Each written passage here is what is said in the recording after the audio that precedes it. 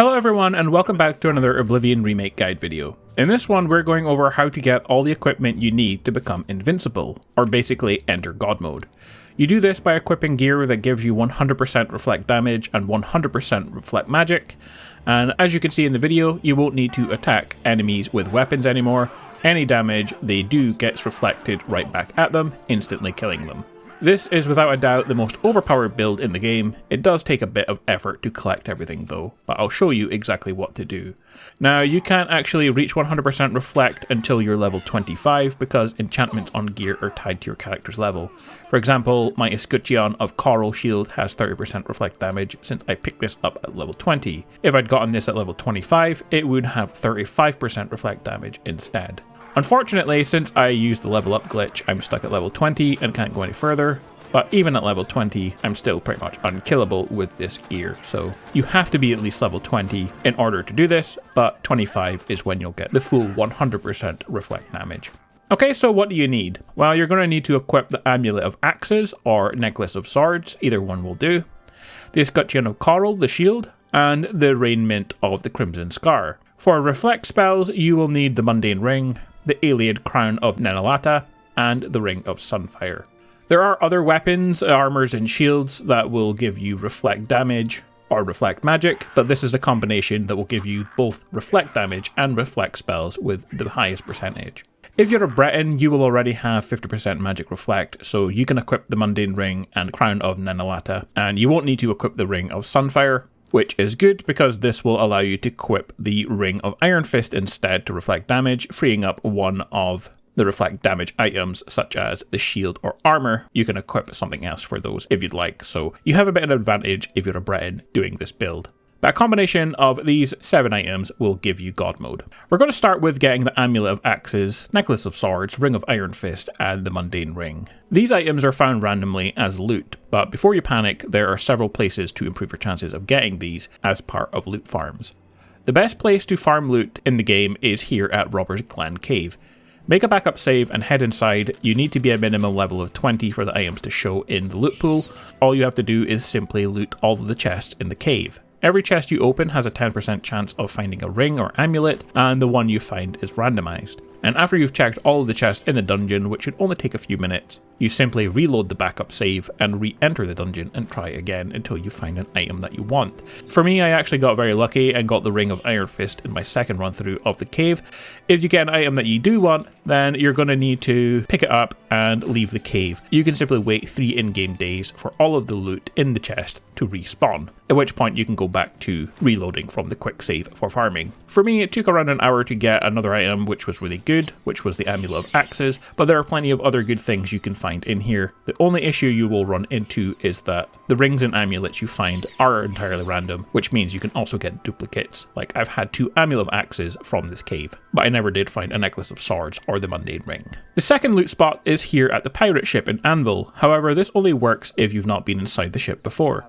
The chest inside guarantees 1 enchanted item when you open it, so if you make a save outside, you can keep reloading and opening the chest until you get something good. Of course, you'll really want to have the skeleton key for this because it's a very hard lock, so you can just quickly spam the button to open it quick. And for me, it didn't take too long before I got an amulet of axes, which was lucky. However, the chest won't respawn, so you will only receive 1 enchanted item from this method.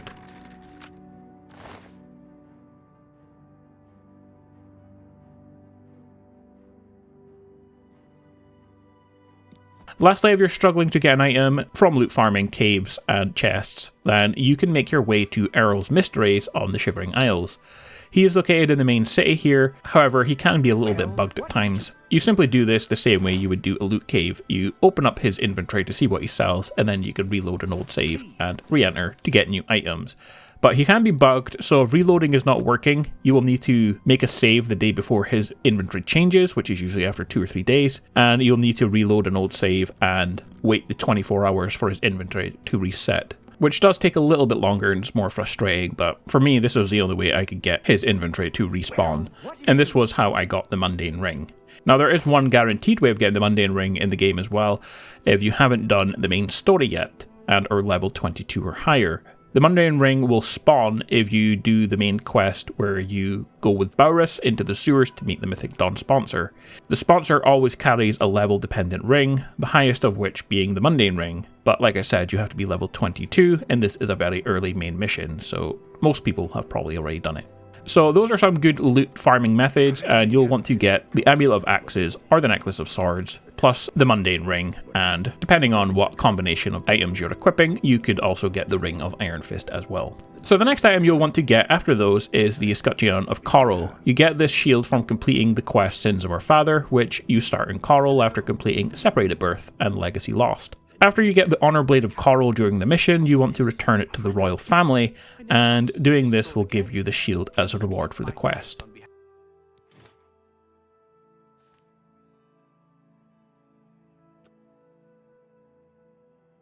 The Raiment of the Crimson, this is an armour found in Deep Scorn Hollow. All you need to do is buy the upgrades for the player home, and once you've got all of them, then the Raiment of the Crimson will show up in the bedroom inside of a container.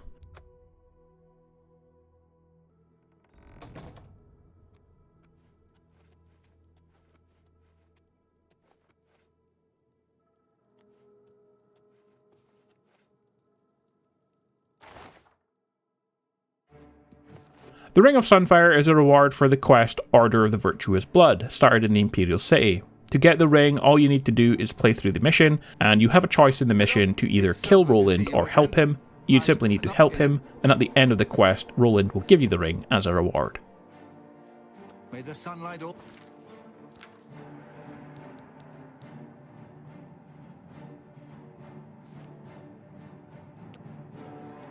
Lastly, we have the ayleid crown of Nenalata, and this is what's going to take the most amount of time to collect. First, you need to find all 10 ayleid statues to find and finish the quest The Collector, and I'm going to show you all 10 locations.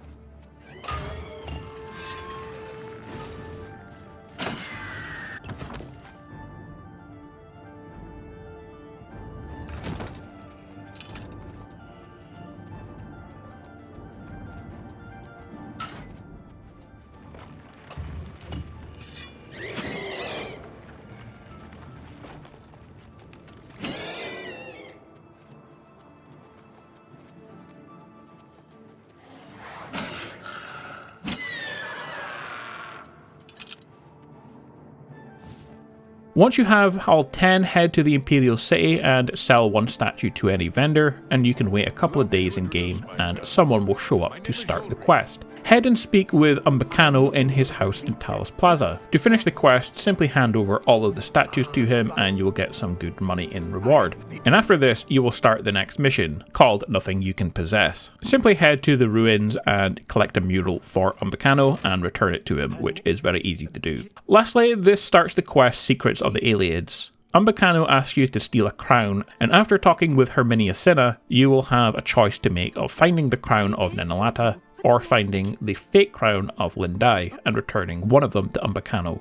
The best outcome is to get the real one from Herminia Cinna's house and return it to Umbacano. You will get this back at the end of the mission. Right now, when you pick it up from the house, it says it only does 8% reflect damage, but that's because it's not leveled up yet. We will do that once Umbacano equips it. The other crown of Lindai from the mission can be found at any time after doing this quest from the ruins, and you can take that. It's still a very good item, so it's worth collecting. So give the crown of Nenalata to Umbacano, and he wants you to meet him at the ruins. Head inside and find the secret throne room where Umbacano will sit. This will turn him evil and he attacks you.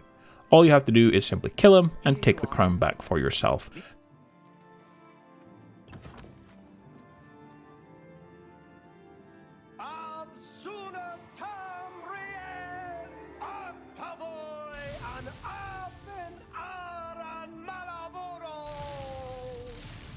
Arise, my people!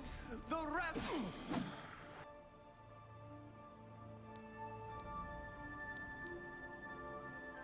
So that's how to get all of the items needed to become fully invincible in Oblivion with 100% spell and damage reflect. You can still be killed by traps, arrows, and still contract diseases, but as far as losing health from enemies goes, you don't really need to worry about that anymore. But guys, I hope you found this video helpful. If you did, like and subscribe to see more, and I will see you in the next one.